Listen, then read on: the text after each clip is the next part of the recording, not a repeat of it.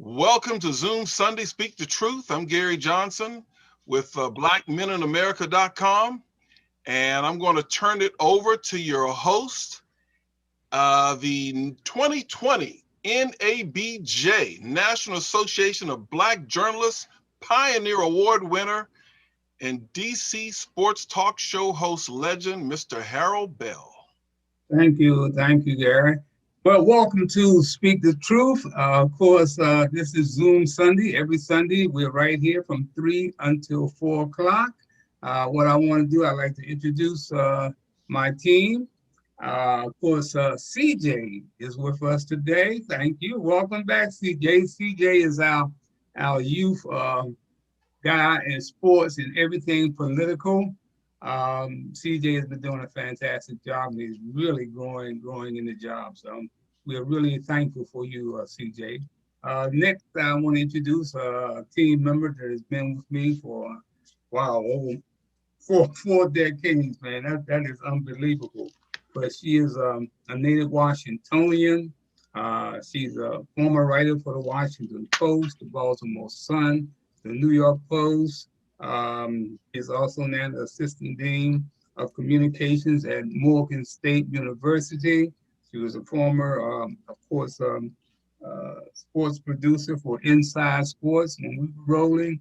And I would like to welcome Jackie Jones, who will introduce our special guest that's with us. Yes, thank you, Harold. We have with us today Kamal Harris. Kamal has been in Washington so long, everybody thinks he's a native. But he hails from far. Say that again. Pensacola, Florida. And he has been a radio journalist. He was a longtime reporter at the Washington Post. He taught at Morgan State for a while in our School of Global Journalism and Communication. He also ran our digital media. What do we call it? ICC. The ICC, the Innovation and Collaboration Center, was a digital newsroom in the school, and he's currently teaching at University of Maryland College Park, and he also writes regularly for the Washington Informer. All right. Now I would like to introduce some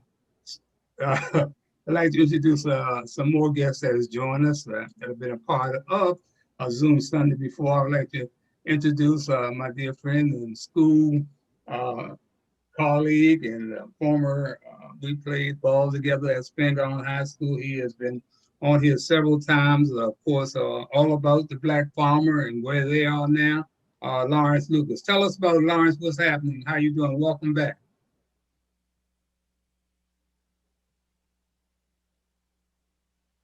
Unmute yourself, Lawrence. Okay, I'm glad to be here. Thank you very much for keeping me in tune. I want to thank you for continuing to invite me on these very important shows that you're having and the guests that you have on the show.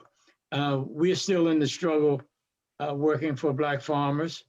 We have two bills going presently in the House. They said we couldn't do it. But we got a Warnock bill, Senator Warnock from Georgia. That bill is moving ahead in the Senate. It was combined with it was put out of the Ag Committee and it was put into the COVID bill, which may become a reality. And we have what is really more important is the Cory Booker bill that's moving, called Justice for Black Farmers. So we're still in the struggle. I'd like to share with you all something, give you an update. I'm glad to be here today. Thank you, Lawrence. Also, I would like to welcome my dear friend from Louisville, Kentucky. We have been working on several projects over the years. He's a cousin of Muhammad Ali. He was here for my documentary at the Miracle Theater, along with my dear friend Glenn Singleton, who's under the weather right now, but will be coming back soon. I'd like to welcome to Speak the Truth, Keith Winstead. How you doing, Keith? I'm fine. How are you, Mr. Bell? All right, I'm doing fine, man. Thank you for taking time out of your busy schedule to join us today. And I got so many friends that are named Jones, I can't quite make out who that is. Jones, what Jones are you? That Jones is a guest of mine. This is Okay, John Jones, all right. Tell us affectionately about known as John. JJ. JJ is he fights the struggle in Old Town Alexandria and places beyond. JJ, I don't know if you want to say anything or if you just want to just watch the show, but the floor is yours, JJ. Well, it's a blessing to be a part of this to start off with. I think anytime you move forward like this, you have to have God as your back. You don't have God if you're back, you might as well stay at home. So that's my 2 cents for today. All right. All right, thank you. I want to start out by saying, I heard President Biden say recently that America is back. I'm trying to figure out what was he talking about. America is back. It looks like business as usual to me. What just took place in the state of Texas, man. Woo! I can't imagine being a resident in the state of Texas. They tell me all 254 counties have been under this weather watch, losing electricity, no water. But guess the man, their leader, guess what he did? Ted Cruz. He went on a cruise to where the temperature was 85 degrees, and he got caught. Somebody caught him at the airport, and he had his kids. He left his dog home, I understand. He took everybody but the dog. But here's what he had to say once he got caught.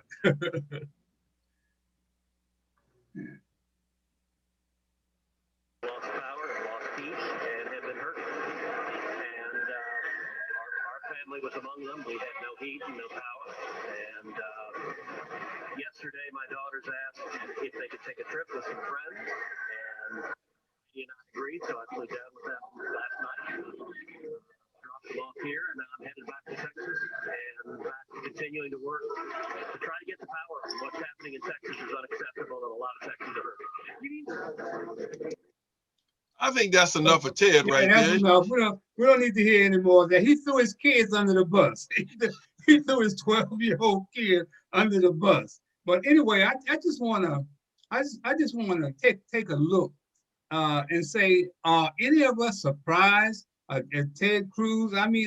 Just think about what these politicians have been doing for the past year. They went on vacation, Christmas vacation, while people were losing their homes, losing their jobs, losing their business. So how can we be surprised at anything that a politician does? And so I'm saying to myself, man, what else is new when it comes to politicians? I want to start out with my young man. I want to start out, of course, with CJ. CJ, kind of sum up how you see where we are in the first month. They're talking about the first 100 days, but where are we? Where do you think we're going? We're not going anywhere fast. It's not been great the first 100 days. Like if I was going to grade Trump on his presidency, of course it'd be an F. But like Biden's striving for a D+. That's an improvement, yes. But is it acceptable? No. That's the issue we're having with Biden. Not that he isn't an improvement over Trump, but as you said, it's business as usual. This is what we're going back to. It's lobbyists going in and out the revolving door. As you said, they went on vacation. They went on vacation just now. They haven't voted on this $2,000 stimulus checks that he promised. They just went home. They'll kick it down the road. They're talking about maybe mid-spring or something like that. Like they don't realize that rent is due every month for people. Like they keep kicking it down like that's an insignificant promise, but it's still, I don't know what immediately means, but I think we were 2 or 3 shows ago, I was talking about the checks. Like what are they going to vote on it? Are they going to move on it? And they're still talking about it. So even though they have the 51 votes through budget reconciliation, so we're really not going in it. Biden is keeping one promise, which is the promise he made to his Wall Street donors that he got caught making, is nothing will fundamentally change. Like he's trying to symbolically change a few things and get credit for it. But every headline, if you dig a little deeper, is not as good as it seems. They say we're stopping support for the war in Yemen. But if you look a little deeper in the headline, they say, oh, we're still providing tactical support and telling them where to bomb and doing this, but maybe not directly selling them as many weapons. That's not ending the support for the war in Yemen. There's a lot of issues like that. The ACLU has released a statement recently talking about how Biden has not reversed Trump's immigration policies or his deportation policies, which was a major selling point for, don't you want to get the kids out of cages? They're not out of cages, and he's not doing anything about it. And people are up in arms about it, as they should be. And all these issues that he promised, he's not coming through on. So it is frustrating that we are back to business as usual. Mill, how about this face-off between Mitch McConnell and Donald Trump? And Lindsey Graham said, hey, we need Trump for 2024. And Mitch McConnell seems like he's throwing him out under the bus. How do you summarize that? I want to go back to what the brother just said. January 20th, it is 1 month and 1 day since the inauguration. And I think it's important. We have to take our, I'm not finding myself defending Joe Biden, but I think it's crazy that he's coming behind a president who refused to unlock the door of the White House, number one. Number two, the staff members had to live in trailers to try to figure out what's going on because he dealt with an administration that wouldn't even tell him the truth. So finally he's getting the chance. So I do think we need to, what can they do if they don't even have the keys to the doggone building? But going back to Mitch McConnell and this whole thing, again, apparently you had Donald Trump holding the Republican Party by the neck, and you had very scary, creepy, cowardly lawmakers who thought about the Constitution in passing and thought about Trump 24/7. We just witnessed that with the debate. So McConnell now is standing up to something, or it appears to be. Remember, it took 2/3 votes in Congress, in the Senate, to convict him, okay? So therefore, you can get a majority of the Democrats and the 5 to 7 Republicans, but they knew doggone well that Trump was not going to be convicted to get this thing where he couldn't run in 4 years as with 80 plus, whatever, how old he is. So again, the way I see it is still, we have not had a complete month of air-free Trump, okay? And so now maybe we can see some things happening. Again, it's very early, and now is the time to be real journalists. I'm not interested in TV sound bites. I'm on substance. The reason why I was down there for that insurrection, because I was going there to get the reaction to Raphael Warnock's victory on January 6th. And apparently Trump had sent his people up there too to create this great, the story, what's that word? The shock and awe. We don't think about the fact that the Congress shifted. We don't think about the fact that the US Senate was now in the hands of the Democrats and had the votes. All we can think about the insurrection and what did Trump do, what he didn't do. It doesn't matter anymore. He's gone. He's history. Can we have a president for a while that do something? Okay. Jackie, follow that up, please. Yeah, that's a little hot. But, you know, I think, as I said on a recent show, a lot of it is rhetoric, and it's all how you steer the conversation. I think Hamil is right that a lot of focus is still on Trump. They're waiting to see what he says, how he's going to react, you know, that he's still trying to position himself to come back. And all of that gets in the way of getting business taken care of. You know, Biden promised a lot of stuff in the first 100 days. We all know that 100 days is sort of an artificial barrier, but, you know, it sounds good when you're campaigning. And so you promise, you know, I guess because I'm old enough now to just feel that you don't trust anybody till you see what they do. And you could tell me you're going to do all this in 100 days, but I know that nobody has unilateral power. He's got to, you know, cut his deals. He's got to negotiate with people. But he also is going to be cautious because in the end, what they really want is to retain power. And so they're only going to push as far as they think they can go. So they can change one thing over here, but something else over here, they're not going to touch. And they go back and forth with that dance, and it's happening already in Congress. Because in the House, as soon as you win, you're running again because you only got 2 years. You know, there are none of the senators who are facing who are going to be up for re-election in the next cycle voted to convict Trump. You know, as we were saying before the show, Mitch had those votes counted. He had enough Republicans who were safe to vote so that they could say it was a bipartisan effort, and then he could talk trash against Trump afterwards. But there was no way that the Republican Party was going to go en masse to vote to convict Trump, especially when all of his, when Trump's base is still agitated and up in arms. And so nothing is going to be clear. And the longer they can keep things confused, as long as they can just keep pushing out the rhetoric and putting decisions at bay, you know, kicking the can down the road, as CJ said, you're not going to see a lot of change. And so while I am hopeful that Biden will figure out something in the next few months, it won't be surprising if he doesn't, because, you know, the more things change, the more they stay the same. You know, you've got to have some real power and be able to force things to happen. And unfortunately, the Democrats don't know how to pull the trigger. When they didn't call witnesses for the impeachment trial, they just said, okay, they were accepting that they weren't going to win. They thought they had won in the court of public opinion, but people just kind of shrugged their shoulders and said, okay, next. Gary? Well, there are two things. I'm not going to repeat a lot of what everyone else has said, but there are two things that stand out to me that I think ring true. And I heard from Jackie and probably from CJ. Politicians, regardless of their political affiliation, I believe, and I've worked around some, are only concerned about two things: what's in their personal interest and retaining power. And that's how they circle. And so it's quite unconscionable that they have this cavalier attitude when people are starving. People can't pay rent, and they just seem to be numb to that. Just quite numb. As CJ said, rent is due every month.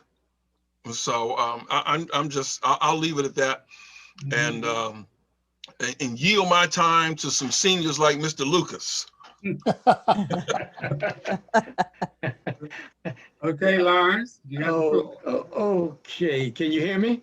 I can hear you. Okay. There's a couple things that has been missed, and because I don't want to repeat, because some of the same things that are said are very valid.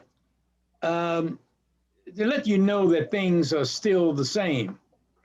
When you take a look at the defense budget, which is the fattest budget that has whole lots of money that can solve a whole lots of problems, and one being infrastructure. Infrastructure generates jobs. It also fixes the problem. And one of the problems it could fix when you talk about infrastructure is that mess going on down in Texas. You would think that Texas, being the most, they said, is one of the richest states in the union, and because of climate control, they chose to deal with electricity instead of deal with the oil, instead of deal with improving the electrical grid. That tells you that things are still the same. The other thing that continues to bother me is student debt. This is one of the things that he promised. Now, we have thousands upon thousands of students who have graduated 20 years ago, 18 years ago, 15 years ago, and they're still paying off their student loans. Now, another piece of that, when you talk about, you hear farmers, you talk about tariffs, and this is you getting into the international sphere here. Now, if you want to do something about improving the conditions, the social conditions, and improving conditions for rural farmers, as an example, the tariff is one of the things that can improve the economy of those farmers who are left, and by the way, there are very few, could improve their economy and improve their communities and improve their wealth. That's not being adjusted. So these are some of the kinds of things that this administration is, and I think I heard the word, it's a lot of it's smoke and mirrors. We're dealing with the issue of Black farmers, and we're dealing with two major bills that could fix a lot of things. But one of the things is they said, okay, we're willing to go along with the Warnock bill out of Georgia. And that bill deals with debt relief. But debt relief is not the only problem of the economy of Black farmers in rural America.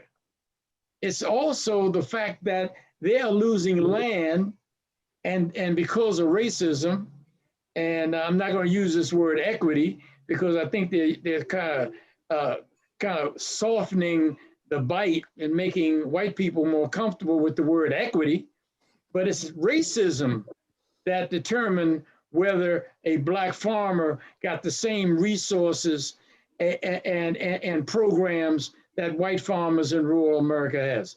So we're dealing with something very serious, and we're going to challenge Cory Booker, and we've already have the support of Warnock, him coming out of nowhere and putting a bill in Congress. We've got people that's sitting in the Congress for 15 and 20 years, our so-called leaders, by the way. Why didn't they come up with this idea of the debt? But let me tell you something. When we first got in contact with the Biden administration, they told us what we were asking for, which is in the Warnock bill. We wanted to get debt relief for these starving farmers as a beginning to kind of level the playing field. You know what they told us? They told us what you were asking for is unconstitutional. So you do have, and we're still fighting, smoke and mirrors. Okay. Hey, thank you. That's great, Lon. I want to introduce. Can I just jump in and add? Yeah, go ahead. Go ahead. Yeah, and add one point, because Mr. Lucas brought up Biden's position on the student loan debt, which came up in his town hall this week, and I really want to highlight how unconscionably bad his position is on that. The Democrats are the ones who introduced the bill for him to forgive the $50K in student loan debt. That's his party. And he went on that town hall and to that young lady's face and said, no, I will not cancel the debt because I don't want to bail out rich kids to go to Ivy League schools. Well, when you crunch the numbers on that, and people have all week, just about 0.3% of student loans come from Ivy League schools. So that's a ridiculous excuse to say, oh, I don't want to bail out a few rich kids, so I'm going to let the rest of the nation drown in student loan debt when I can swipe it away with a pen stroke. You don't need votes. He doesn't need to do any of that to do the 50K. That is literally something within his power. And it's also, he is the one of his hallmark bills was students cannot declare bankruptcy on student loans. It's a crisis he literally helped to create legislatively while he was a senator. And the fact that he gave that weak excuse is the reason he's been catching flack for that, as he should. And let me add to that. CJ is absolutely correct. And when he said that he can do something right away, with the swipe of a pen, by just coming up with an executive order, he can make that go away. He doesn't need permission from the Congress. So CJ, you're right. And that's one of the things, and that's the hypocrisy of politicians and our leaders in Washington and elsewhere. That's why we're in this jam, ladies and gentlemen. We didn't get here by ourselves. We are in this jam because we depended on the NACP, we depended on the National Action Network, Urban League, and all these organizations that spent time were kicked out of the White House when Trump came into being, but they were there in the White House talking with with leaders and as well as people that could change the policy in the White House, but they were so busy sipping wine, they forgot about us. You know, right. Lawrence makes a great point, and CJ, we must remember that DC has been fighting for statehood and things under Democratic control. That's right. Democratic leadership. And Joe Biden brought us, you know, the whole thing with Clinton. Remember the centrist Democrats? It's amazing how the Democrats can be so bipartisan within the party and centrist, and these same people and the Black farmers, We've been dealing with that. I was covering that for Black Enterprise 18 years ago. And it's still the same story. And so again, when will we finally get some help for what Democratic president and even President Obama, we like to hold him, put him on the mantle with Dr. King. But the bottom line is what really happened in terms of helping our people and that progressive agenda. So here we go again. Yeah, amen. Let me introduce my next guest. This is Black History Month, and I invited him on the show because, man, I saw this piece on this fantastic, courageous woman I never knew anything about. And let me read her profile. It says Alberta Jones, Louisville's first female Black prosecutor, was killed in 1965. The 34-year-old civil rights pioneer was beaten and thrown into the Ohio River. The prosecutor was pulled out of her rental car, beaten in the head with a brick until she lost consciousness and thrown into the Ohio River, where she drowned. The brutal August 5th, 1965 murder of Alberta O. Jones, a civil rights activist and the first woman to become a prosecutor in Louisville, was never solved. Despite fingerprints obtained from her car and witnesses who saw men tossing a body from a bridge, never forget about Jones, a trailblazer who integrated the University of Louisville and worked as the first attorney for Muhammad Ali, who was in Cassius Clay, negotiating a contract for his first fight.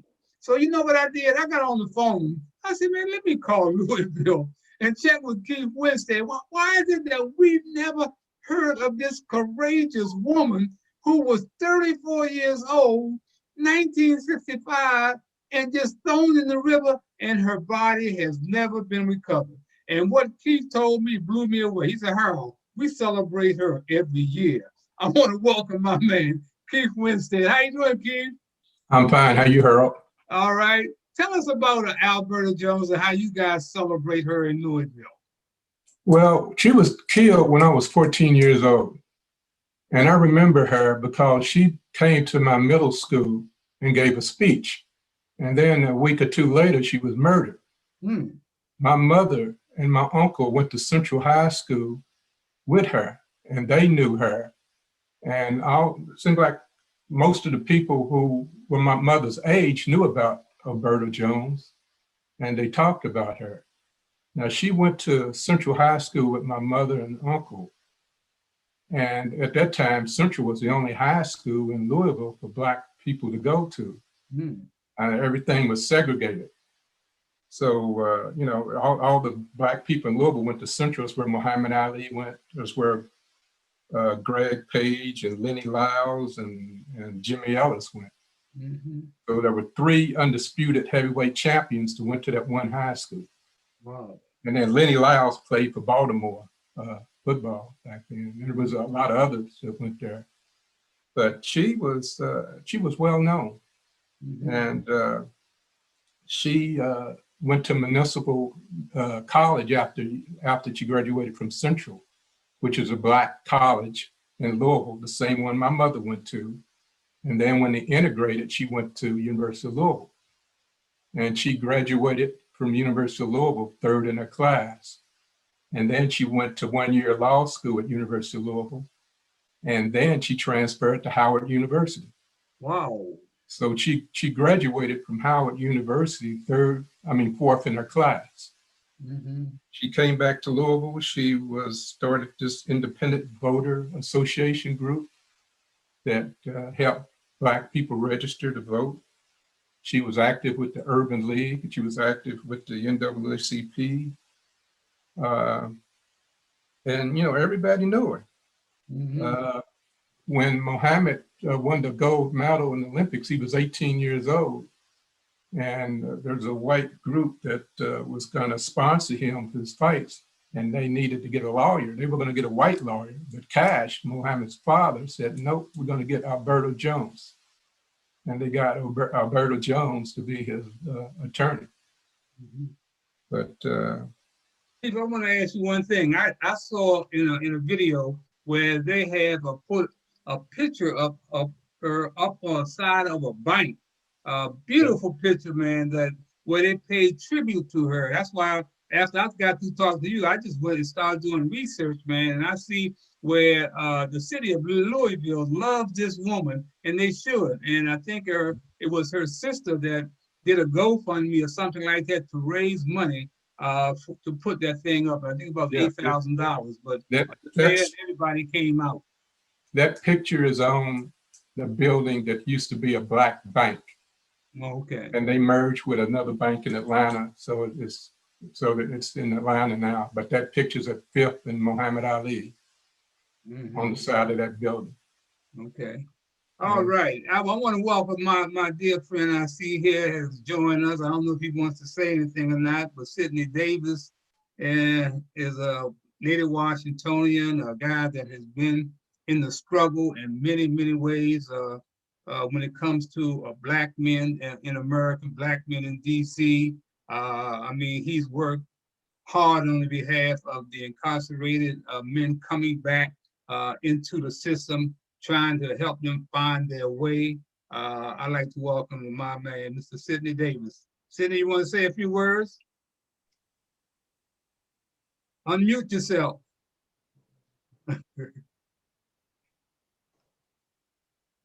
Most thankful for the opportunity to participate in such a discussion and to meet with black men who are conscious to do things, to make things different, to address the common issues of civil rights. I mean, it's always energizing to meet with black sacred brothers who have been in alignment with taking care of business. And that's an exception for me. You know, I looked at as you talked about the sister Alberta Jones, and it's another sister by the name of Daisy Bates. You recall Daisy? Right, Bates? I remember Daisy. Who was a civil rights activist and advocate in Little Rock, and she was her leadership in terms of the Little Rock Nine, as she galvanized that peace and made a bridge for them to come across, so that they may have some secrecy about who was representing them. It's critical that we look at the rainbow, so to speak, because the rainbow don't change its complexion, and it's there forever.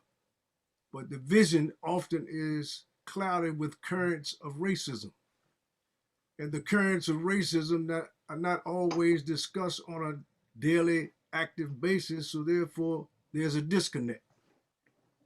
The multiple levels and the currents of racism always is the thing that metastasizes to the opposite direction. In other words, we don't stand for nothing, then we accept everything, and then we metastasize that thing that we have accepted that is not developmental for our communities and for our families, and particularly those men and women who have been sent to prison. For example, you take Eleanor Holmes Norton, civil rights person, has a civil rights perspective, was involved with the brothers. But she sat at the table with them crackers, and 7,500 families were disseminated and destroyed by them being sent to other states to make jobs for those peoples in those states. But family reunification, she desecrated that piece so that there is no prison no more. There are no halfway houses. Those men who were sent to different, and women who were sent to different states have to come back to virtually nothing. So the focus, as I see it, is not necessarily the prison, but family reunification is a healing perspective that we must continue to conversate about. 1619, the objective was to destroy the families. And that has been a consistent narrative in communities so that families don't have a chance to do what we know needs to be done. So drug is an intervention. It's one of the currents of racism. There is an opportunity for us to discuss the reality, but we don't discuss the reality on a daily basis. Hold me accountable for what I don't discuss or take part in to bring about a difference. hold me accountable. But if I have to hold them accountable, who people have voted for without the absence of knowledge, we then allow them to set up the barriers and boundaries and walls that keep us in bondage.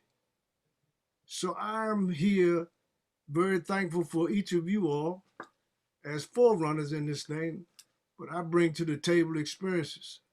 I don't want to go into all the history about this and that, but what I've done is, like, you got Shopton up at New York, and the National Action Network operates from the New York perspective. But in communities, I took the position to establish the Prince George County first John Lewis, Prince George County National Action Network. So it's going to be a different formula. We're going to be in compliance, but it's going to be a different formula based on history. And we have to address those commonalities that people, unmet needs that go unmet. Youngsters going to school. Nobody wants to stand for the real core civil rights issues. It's not just being discussed. So they take the advantage of folks and shove them down, particularly elders. When elders are being discriminated against, who's taking the position? And you look at the leadership, and they're not being held accountable for the tax that they pay and for the votes that they give, absent of the real knowledge. People throw a rock and hide their hand, and they don't know who, and they suffer. So I want to thank you all for allowing me just to say a few words. Harold, you know my position, and I will continue to be supportive of whatever you need to do that's practical to enhance civil rights for anybody, Black person, across the scope. Thank you, Sidney. Janice Wilson, are you there? Did you want to say something, Janice? Yes. Hi. Hello, Hi. everyone. I've been just Hi. sitting here listening, but the last gentleman who spoke talked about the civil rights issues. I just wanted to ask him, or any of you, what are the top civil rights issues as you see today? Anybody want to take that?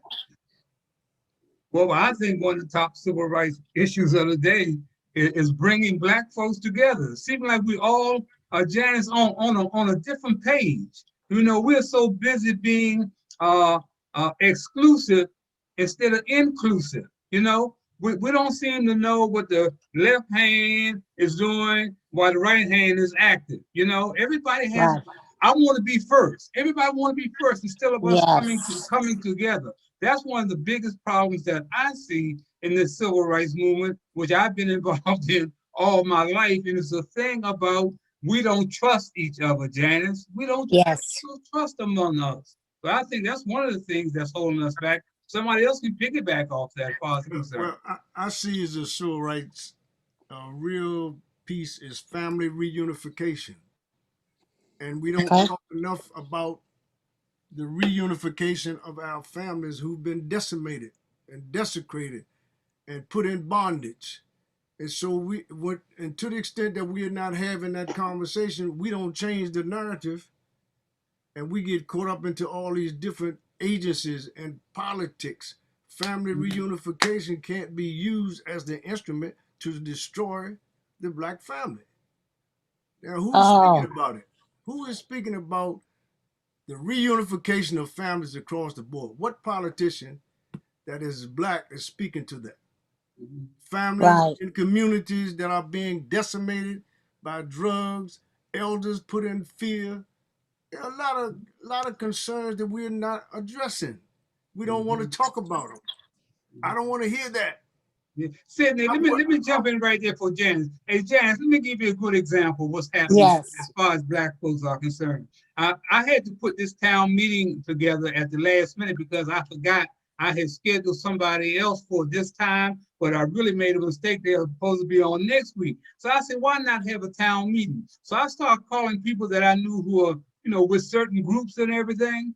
And I belong to this alumni group. I said, well, let me call this alumni group. I know they got about 40 people and see if they want somebody to come on to talk about the issues that are going on in our community. Well, Janice, guess what I got back? I got a couple of emails back saying, "Oh no, that's too political. That's too dicey." These are the kind of people that are sitting in position talking about they're making children first when they're scared to come on and talk about issues that concern their grandparents, their grandchildren, that concern police brutality and racism. And the only reason I don't call them out because I know there are some good people in that group. So if I call the group out, I hurt too many people. But that is what's happening. We got people who are scared to stand up and tell the truth. We want to hear the truth, Janice, as long as it's about somebody else. We don't want to hear the truth about ourselves. Yeah, well, thank you so much for saying that, both of you. I'm in Charles County, and I see things happening. We're going in the wrong direction. And it's coming from a place, I think, with all of the focus today on race relations. I have to say this, a lot of the Black people here are angry, and they're allowing their anger of past hurts to dictate their present behavior. It's not going to work. And as you said, I'm sorry, what is your name in the blue? Mr. Bell. Oh, Harold Bell. Harold Bell. Harold Bell. Are you really Harold Bell? Oh my God. I'm talking to a celebrity. Okay, cool. Nice to see you. But it's so true that people are fighting for their little space in the sun. They forget that it's about all of us and not just about individuals. And so I agree with you when you talk about building community. I had worked in this community for years, and that's all I'm about is building community. That's the only way we're going to move them forward as a group of people. And we have to recognize generational curses in the Black community. We have to break those down. There are generational curses. You know what I'm talking about, right?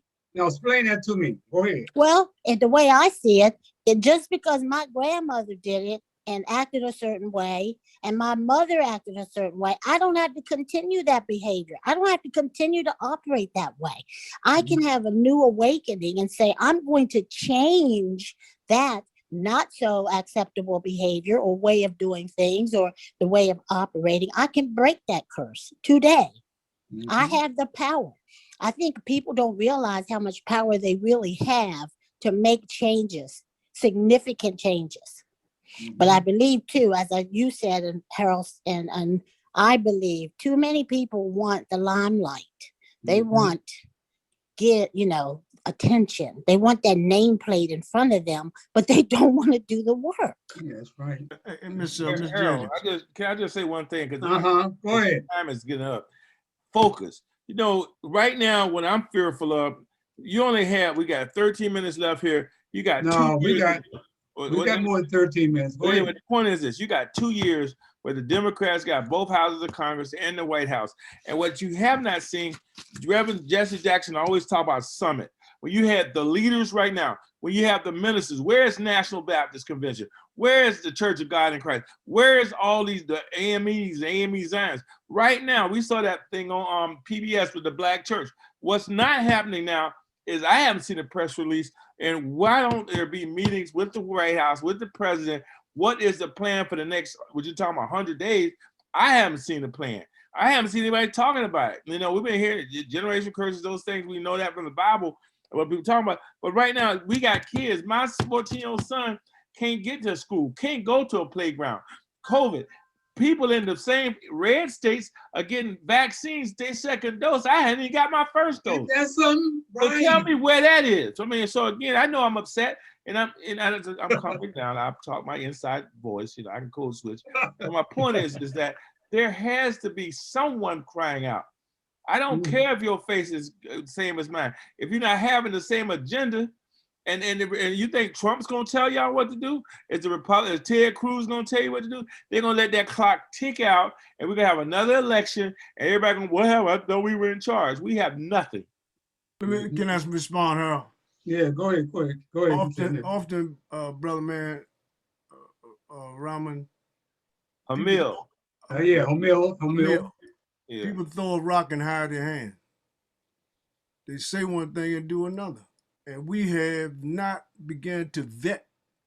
You got to vet folk. If they're going to represent you, you got to vet them. You got to find out where the true what their true character is. They talk about voting. What are you voting for? Are you voting for the individual, or are you voting for the conditions to be changed by an individual who misrepresents you all the time?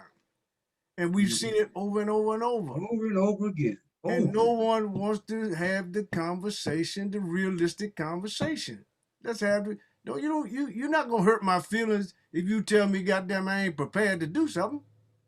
Or you accept what I bring to the table, which is nothing. If my commitment to people, to myself, to my family, and to families in the community, if it is not registering, you gotta be vetted and you gotta move that person to the side. You find people throwing a rock, hiding their hand. Why aren't we vetting folks for the issues, conditions that we've been confronted for all the time, and we keep voting for these folks, putting them in power? To Jackie, change pick the that up, narrative. Jackie, pick that up. I'm coming to you, Luke. Go ahead, CJ, Jackie. you look like you're about to jump in. Were you going to? Let's see. Pick it up first. Yeah, I just had like some quick thoughts. If this is what happens, this is why they killed all our Black leaders coming up in the civil rights movement. All our revolutionaries they replaced our Martin Luther Kings, our Malcolm X's, our Fred Hamptons with, no offense to them personally, but Barack Obama, Kamala Harris. You can't really root a movement and change in capitalism. Like you can't. Like all these movements, we're talking about how we're divided. It's going to be collectivism in some form of us coming together, and that's what is dangerous and threatens power. Is if you build those rainbow coalitions, when you let the poor white people and the Migos and every race comes together, that's an issue to the capitalist class. It's not really as much as just a racial issue, but a class issue that is connected to a racial issue, because income inequality Black people are the worst victims of that, in the vicious cycle of capitalism, which leads to the conditions of the crime, of the poverty, of people fighting for material conditions in these places. It leads to the over policing, to the people, kids getting shot in the streets. All of that is rooted in this capitalist culture that we have that values property over people. And I think that part of what that really speaks to is education, and not just formal education in the schools, but people being told or made to understand how these systems work. So if you don't have people in your ear, just like CJ said, if our leaders are not there making sure people know that there's a plan, this is what you need to know, this is the background you need to understand, this is what will happen if you turn a blind eye. We get so used to these cycles of elections and campaigning, and then when it stops, everybody goes, whew, I sure am glad that's over with. But it's just beginning. That's right. Just because Trump's not there and somebody else is, doesn't mean that everything's going to be okay. You can't just think it's not like a relay race where you hand off the baton and let somebody else finish the run. If you're not there from beginning to end, things will begin to drift. And so we really have to get back to educating people about the issues and making sure that they're aware of it, and just not letting up. You just can't take your foot off the throttle, because if you do, they're going to get left behind. And that's why, the education and health are our key issues. I think those are the civil rights issues, because if your people aren't healthy, if they're not educated, they don't know what's going on, then they can't improve anything, because they can't fight the lie. And they're so focused on where they are in terms of how they feel on any given day. If you don't have your health, if you don't have the energy, you can't fight. And so as long as they keep us divided and having us confused and running all off in different directions, it's easy to not do anything to help us. And then they look back and say, well, it's your fault. Look at your education outcomes. Look at your health outcomes. You all aren't taking care of yourselves. And that's not our fault. That's a personal flaw, when they know good and well that they haven't put the resources in so that we can have equal access. And they also know that once they give you access, that if you were behind to begin with, it's still not equal. That's right. We see that in our schools. And so the push to get us to a point where we've got a fighting chance in this thing is really going to have to be a coalition of the willing. And I just, I don't see enough of that, and I see that too many of us, even with, between the age groups, and CJ gets a little bit of that when we push back on him sometimes from week to week, that those who say, I want to fight, instead of saying, okay, brother, let me help you. Let's strategize on this. Here's a couple of ways we can go at it. We're like, no, son, wait your turn. What are we going to do with that? Lucas, take 60 seconds, Luke. Come on, so I want to move on to something else. Lucas, go ahead. Okay, the only thing I want to add to that is when you talk about leadership, one thing you have to be prepared to not have fear of failure.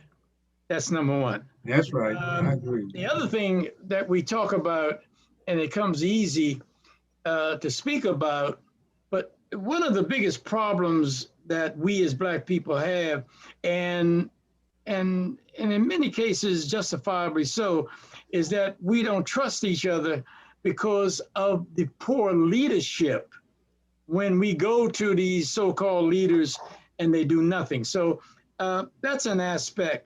But the other thing is, when I became president of the Coalition of Minority Employees, the one thing that I noticed was that in filing complaints and people stepping up, I find that Black women were willing to step up and make sacrifices that Black men would not. I have more Black people on the screen right now than I had to support our organization when we started, because Black women spoke up, but Black men didn't. That's a reality. It always bothered me, and it still does. I think that we just need to have the courage to move on. I'm not going to take up much time because Harold's got something else, but maybe in another conversation, I'll talk about how you organize without the concern of failure and without the trust that you nearly need, but you need to have the trust in yourself and the mission and the people you're serving. 30 seconds, Sidney, 30 seconds. You see that? That's sister named Jackie Jones, right? Yeah. And I focus on what she said because women are the mothers of civilization. They are our first teachers. Brother Man said Brother Lucas says he don't see Black men taking positions. When he was responsible for a group, Black men didn't take the position. Well, it's not that mothers of civilization did not give them the common sense to know what to do. They got off into something else away from the civilization and the nurturing of the woman. So if we are misnurtured or miseducated, then there's a fundamental flaw, because you find a lot of Black brothers who don't respect the mothers of civilization. We have to bond, go back to basics, and do what we have been instructed to do. I can love you and don't like you. I can keep it moving. Our objective is to reunify our families. They've been broken apart. It's incomprehensible. We can't begin to do no trust, no nothing if we are not having conversation, and women are not in place to continue to nurture. Okay, Sidney, thank you. I want to say, I want to move on. Mr. Right Bell, now, real quick, Sister Wilson just wanted to transition. Say something. Okay. Go ahead, Janice. Yeah, just real quick. I'm listening to all of you speaking. I heard trust, I heard courage, I heard nurturing. There's one thing that I talk about often, and that is truth telling. There are people who do not want to own up to the truth. They are allergic to the truth, okay? That's what I say. They're allergic to the truth. And unless we admit where we need the most help, where we make mistakes, there are some people who think that rules don't apply to them. And then they wonder why they're in trouble. But we have to talk about that. That's just my little 2 cents I wanted to add in. That's good. That's fantastic. I just want to say now, at the end of this month, next Sunday this time, we will have 500,000 deaths because of COVID-19. And the thing that blows me away, I know it does all of you, that Black folks are disproportionately being affected. I heard today, listen to Dr. Fauci, you know, 63% of the people to get the vaccine are white. 6% are Black. Mm-hmm. Would you believe that? That is Black, Hispanics, and Indians are dying all over this country. Mm-hmm. And they have made this COVID-19 a political football. And if you, those of you who live in PG County know exactly what I'm talking about. Exactly what I'm talking about. We got our seniors, want them to go stand in line for 2 and 3 hours. That's right. To get COVID-19, and they got their buddies coming to church.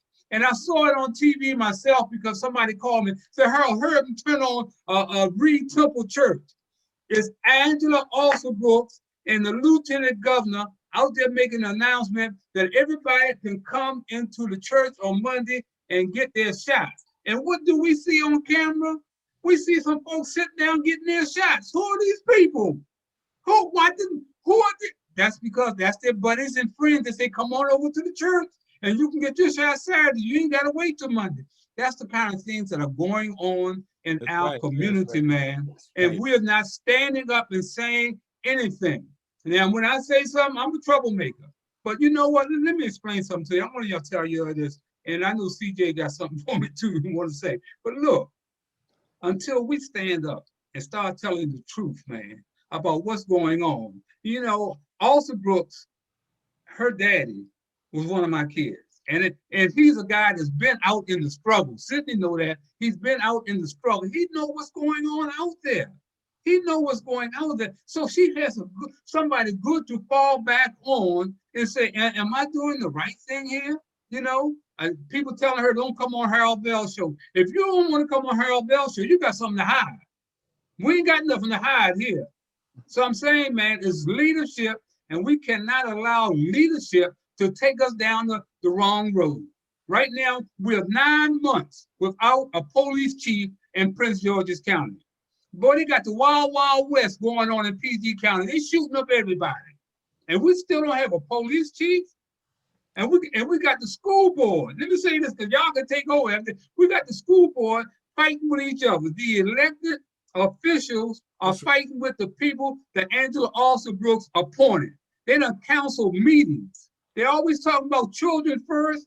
No, it's power first. I want my power first. Right. So something has to change. And I just don't understand, man, when people tell me, well, that's kind of dicey to talk about. Oh, that's political. Hey, baby, living is political. That's right. What it's all about. And I just want to say, hey, Gary, will you play, we talk about police brutality, will you play that video so we can show that this brother minding his own business, 2 cops pull him over out the street for jaywalking, throw him down and shoot him to death.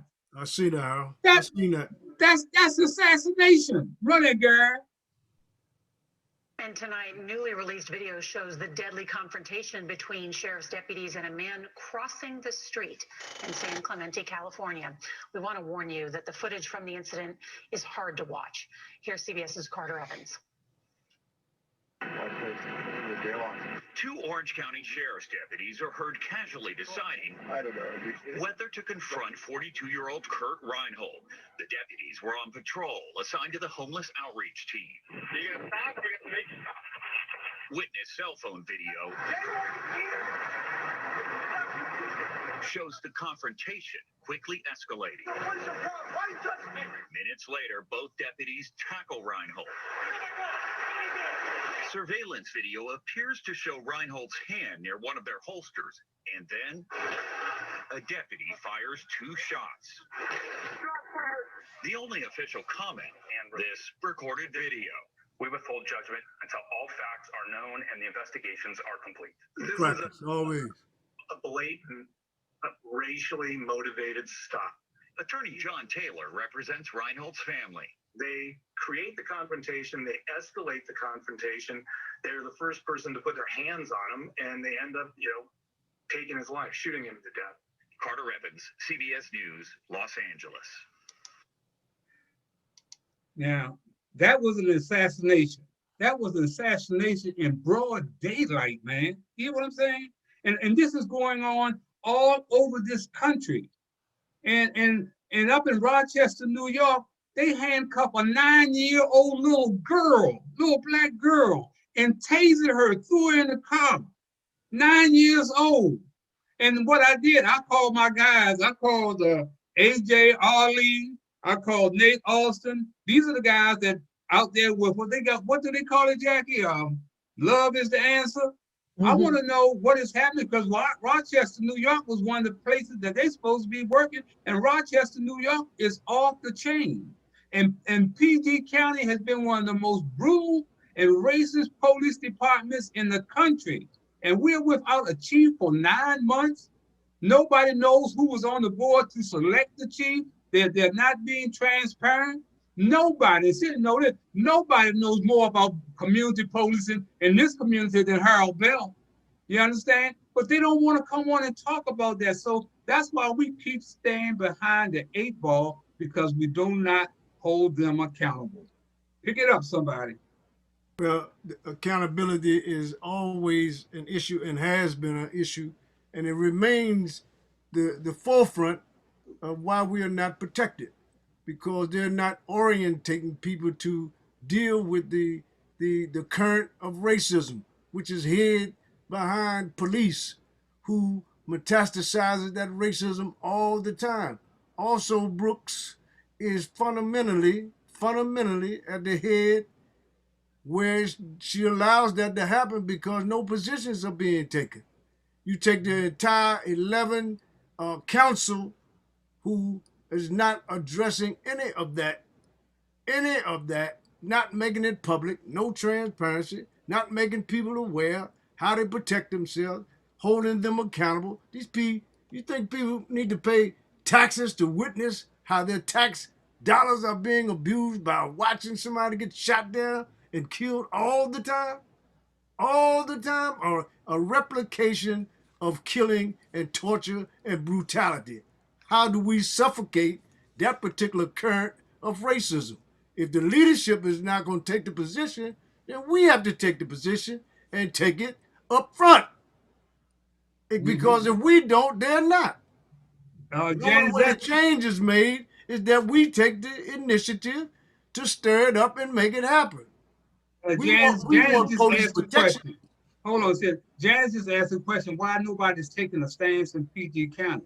Well, number one, Angela has been in a position and watched this racism because she was a state's attorney. She was there when these black cops were going on television with hoods over their head, so they would not be able to be recognized by their colleagues, saying about the racism in the Prince George's County Police Department. She was there, state's attorney. Then she moved on up to executive, and she still was there. So it's not saying anything. You're condoning what they're doing. You know, this police quality and immunity. Can somebody tell me why the policemen have quality immunity? Look, they did not volunteer for this job. This is the job that they wanted. This is the job that they wanted. They didn't volunteer for that job, so why should they have quality immunity? And until we start taking stains on that, and I'm calling out AJ Arlene, I'm calling out Nat Alston, all of them, we cannot allow these cops, man, to have quality immunity, and we got to go through all these changes of being thrown in jail right away while they go on leave with pay after they done killed somebody. Unjustifiably.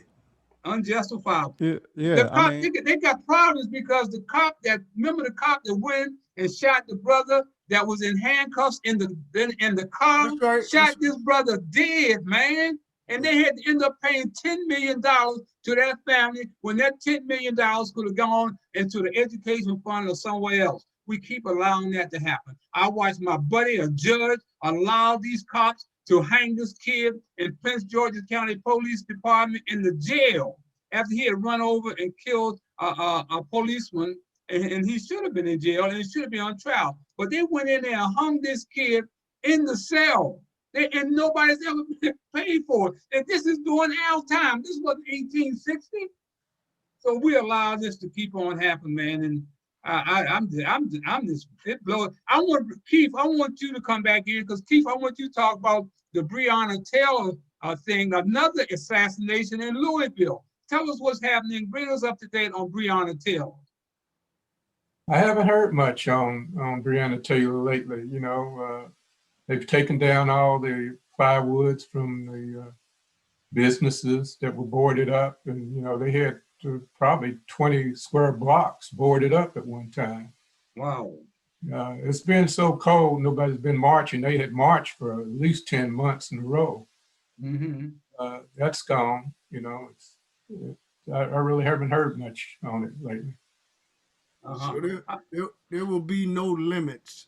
There are no limits to what they will not stop doing as long as the position is not taken, and it's not going to be done.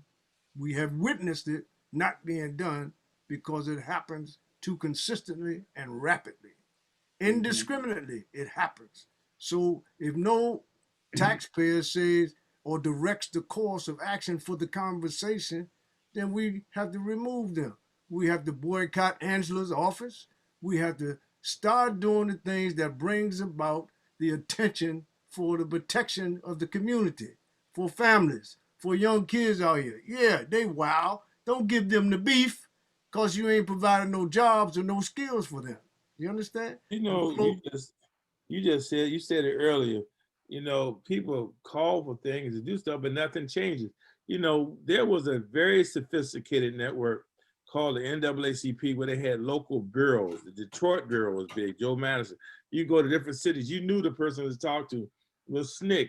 You had the Big Eight. You had all these different organizations. People called, but there was action, there was leadership. It's not sexy, not big, but you have to have an infrastructure. And what's now, we talk, and nobody even knows we talking about this. And that's what my frustration is.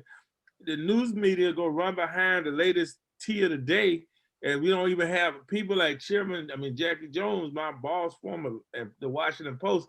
If you don't have someone who cares about this issue, who knows to put a reporter on it on a Sunday, because it's easy to get an article in Monday's paper, how will things change? We don't even have the infrastructure for change right now. You guys know I'm 60 years old. Some of y'all my age or whatever, but my frustration is, what can we do tangibly, and how could we be more strategic? Because again, the man was killed in Laurel after he ran over the cop in Laurel. I covered that when I was still at the Washington Post. I see these things. It is heartbreaking, and I think this is a great show. But something got to happen between the call and the reality of change. So CJ. Yeah, I have my own personal unpleasant story with the police this weekend, but there's a reason that there's a huge call to defund the police and these huge institutions, because the police's main job in America basically has shifted to criminalizing poverty and protecting the status quo, protecting property over things. Like I basically dropped my friends off at the airport, not to take up too much time, real quick. 5 a.m, I get pulled over at a red light by a cop who has his lights all the way off and then says I was speeding at some point back in the road, even though I was stopped at a red light.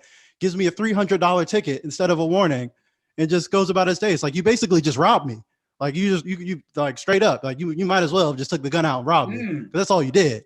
Like, I mean, I'm sitting here, it's like, who are you protecting and serving? And that is why there's no call to defund the fire department and to defund other organizations. The communities feel terrorized by the police. So that's like saying Al-Qaeda, okay, Al-Qaeda's terrorizing you, but we just need to give them more money for better training. People don't want to see the people that they see as their terrorists getting more money for better training. They need the whole institution torn down and rebuilt. It's not just a reform problem at this point. Like, the system is fundamentally functioning as it's supposed to, criminalizing poor and Black people, destitute people, minority communities. That is why the situation is where we're at, like, honestly, like, and it's extremely frustrating. So Janice, come on back in, Janice. Come on back in, Janice. I'm here. Go ahead. I know you want to follow up. I saw you put some notes up on the screen to me. Go tell them what you were saying. No, I was just responding to what everyone was saying, but we really, really need some type of action, real action to say enough is enough. And I think it was Sidney who mentioned boycotting Angela Alsobrooke's office. That's inexcusable that you don't have a police chief for 9 months. And that's how could that possibly be? Why is that happening? She needs to respond to the public. That's outrageous. Well, let me tell you, her daddy asked her to come on my show. He gave me the public relations person to contact, and it still didn't come on. So it's you know, that he, like I said, man, that's my man, you know. And I've gone soft and tried to be diplomatic because that's his daughter. And I'm saying you got to stick by your daughter. But man, you cannot allow people to be abused, to be mistreated, and you in office and not making any moves. You listen to the wrong people. I know the people that she's listening to. She listened to the wrong people. So she has to get her act together. Her father is doing what he's supposed to do, protecting his daughter and giving her advice, but she's not following it. But what I also posted, you saw, was it's too many politics. Is dictating everything. Politics is no longer about helping the people, supporting the community. It's no longer about what's right, what's wrong, what's good for the people. It's about winning. It's about, I want you to lose and I want to win politically. I'm sick of it. Well, look, we got to get out of here, but I'm gonna go round thing, give everybody 30 seconds to go out and say something. Sidney, let's start with you. Take 30 seconds, please. So listen, we're talking about enhanced accountability for those that run for office and do nothing. So you got to look at the report card. You look historically at what they say they was going to do, what they have not done. You look at the entire council, see what legislation has been put forth for the interests of people, and you hold them accountable in a public setting. Invite all of the 11 of them. Let's look at the record. Let's don't get caught up on emotions. Let's be more precise and specific as we look at how our families are being destroyed in communities and people are being sent to jail with no support when they come back out, other than do the same situation. And you find churches who have young men and women who are in prison, but they never ask the question, how many in my congregation do I have somebody in prison? They do nothing about the issue. And so accountability is broad, but we got to start small with those who are in leadership and hold them accountable and publicize the record. All right. Keith, you want to close out with 30 seconds? Go ahead. Yeah, I just got to say, I went to school, middle school and high school, where all the teachers were Black. All teachers went to Black colleges. And one thing they really instilled in me was, you can't rely on any Republican, any Democrat. If you want to make your life better, only you can do it. Get an education and make yourself a better person. All right. Gary, we'll skip over you, Gary. I'm going to go up to Hamel. Let's go with you first, Hamel. Go ahead, 30 seconds. What I plan to do tomorrow is I'm a reporter to Washington Informer. I'm going to ask the Prince George's County reporter, what's up with the police chief? And if you're not doing the story, I do the doggone story. So again, time is of the essence. And again, everybody has a council member. They live in Prince George's County. Call your council member. Ask that one question. What's up with the chief? We can do that this week. Jackie? And I think that the whole idea of, starting small, it's the little things that count. Making a phone call, asking the question, and being persistent until you get an answer. I think that we keep thinking that there has to be some giant step into making things happen. But if you make a phone call, if you tell a friend, you tell the friend to make a phone call, you start sharing information with the people you start with your own network, eventually it'll start getting to the people who have to make the change, because they don't, the one thing they don't want is bad publicity. Call the Washington Post, call the TV stations, call the radio stations, and get them to start talking about the issue. I think that will make to change because they realize that people are paying attention to what they do, and now they've got to act. Yeah. Lawrence, you got 30 seconds. My comment is only don't ask, demand the respect and the dignity that you deserve. And the most important part, demand accountability from those who you've elected and that serve you. Demand it, don't ask for it. Janice? Yeah, one thing I would say is I think people generally don't think that Black people write or want, we have to put things in writing. You know what? Because when it all goes down, that writing sticks. We can talk all day. But if you put your concerns in writing and you send them and consistently, you get other people, as Jackie said, to join in. You write letters to the editor. You send notes. That's what politicians say they respond to. So we need to just keep that going. Push, put it in writing, express your concerns. And I know in Charles County, we have an issue with education is everything to me. But you have parents who are on social media complaining about the superintendent, complaining about teachers, the system. But look, you go to a school board meeting and there's 3 people sitting in the room when we were open. You know what I'm saying? So accountability, but you could also, you don't have to be at that meeting, but you can put it in writing your concerns, and don't stop until, what's Les Brown say? Don't stop until you win. Gary? Yeah, I'm going to follow up with. In fact, Gary's mother was a policeman, was DC Police Department, so he knows. Retired MPD. Yeah. I'm going to follow up not only with a phone call, but with an email and a link to this show.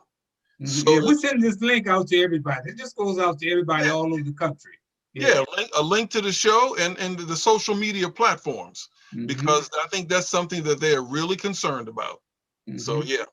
Gary, I want you to go out with that video on the little 9-year-old girl that was handcuffed and tased. And I want to say next Sunday, we're going to have a state's attorney on this show. It won't be from PG County. He'll be from somebody else, but he knows exactly what we're talking about. Gary, run that video on the little girl.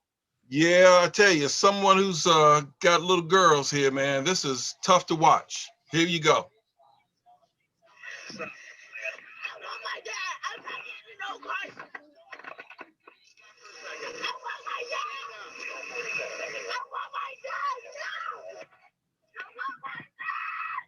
Get in the car. I demand it. I don't care what you demand. Let's go. See if I have a leg underneath my car. I want my dad.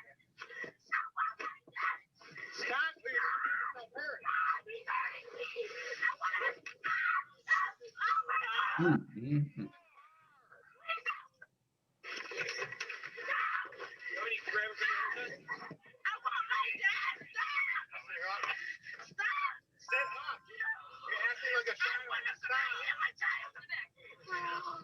Dear, why you just stop for a second? Take a deep breath. Hey, just stop. I will get your dad. Oh, you said that you were going to pepper spray me. No, please, no. Pepper spray. I got a pepper spray. No, just spray her at this point.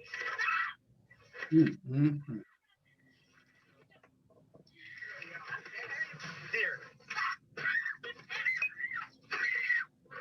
I got her. I got her.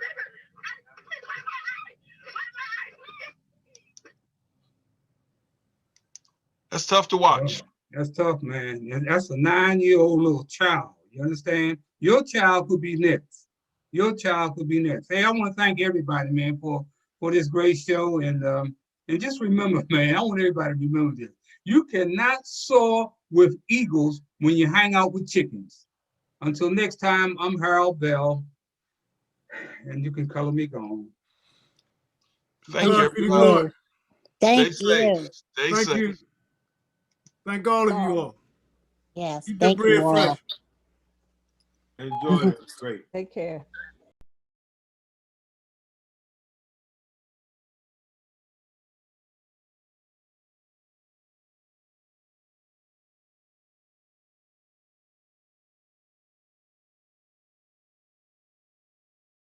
Hi, I'm Harold Bell, My wife Hattie and I founded a nonprofit organization in 1968, shortly after the riots that almost destroyed my hometown, Washington, D.C.